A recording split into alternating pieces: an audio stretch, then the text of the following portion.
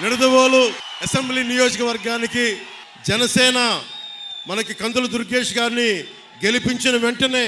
మేము ఈ సమస్యల్ని అతి తక్కువ సమయంలో మీకు తీర్చడానికి సంసిద్ధంగా ఉన్నాం. చిన్న కాశీ రేవుకి వెళ్ళే మార్గాన్ని పునరుద్ధరణ చేయడం, నిడదవోలులో 100 పడకల ఆసుపత్రి నిర్మాణాన్ని పూర్తి చేయడం,